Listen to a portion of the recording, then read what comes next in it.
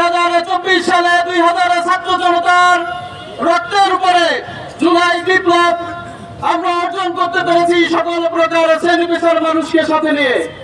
আমরা জুলাই বিপ্লবের প্রায় 1.5 বছর আপনারা দেখতে পাচ্ছেন জুলাই বিপ্লবের 1.5 বছর অতিক্রম হয়ে গেল।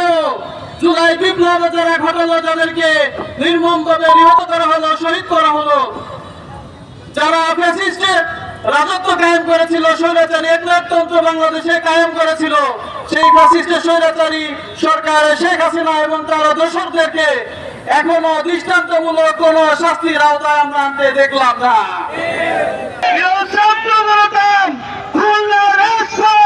আমরা দেখিয়ে দিব আগামীর নির্বাচনে ইসলামী ছাত্র শিবির রাজপথে থাকবে। ছাত্র মূলতন আওয়ামী লীগের দুঃশাসনের নিমিত্তে বিচারের কার্যত ব্যবস্থা করতে হবে। আমরা এই দুর্গম তুমুল আন্দোলন করে তুলব, যে আন্দোলনের মধ্য দিয়ে ফ্যাসিস্টরা দূরীভূত হয়েছে। পরবর্তীতে ফ্যাসিজমের ভূমিকা যারা থাকবে তাদের খুলনার জনপদ বসবাসের উপযোগী হবে না। রক্তের উপরে দাঁড়িয়ে যে ইন্টারিম সরকার প্রতিষ্ঠিত হয়েছিল, যারা এই গণহত্যার সাথে জড়িত ছিল, আজ পর্যন্ত ইন্টারিম সরকার তাই সেই ঘুরিয়াছিটা কোনো বিচার করতে পারে নাই।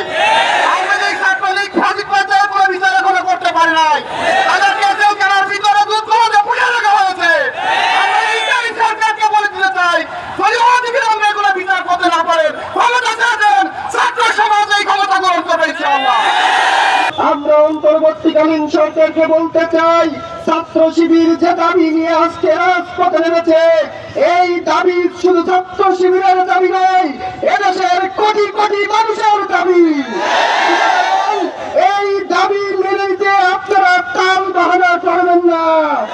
আমরা দেখতে পাচ্ছি আওয়ামী লীগ 16 বছর যে সকল কার্যক্রম সংগঠিত করেছে, এটাই প্রমাণিত হয় আওয়ামী লীগ একটি সন্ত্রাসী সংগঠন। আওয়ামী লীগ তাদের সন্ত্রাসী কার্যক্রম সংগঠিত করার দুঃসাহস যদি দেখায়, বাংলাদেশের মানুষ তিতুমিরের বাসার কেল্লা নিয়ে তাদের ডান্ডা মেরে ঠান্ডা করে দেবে ইনশাআল্লাহ।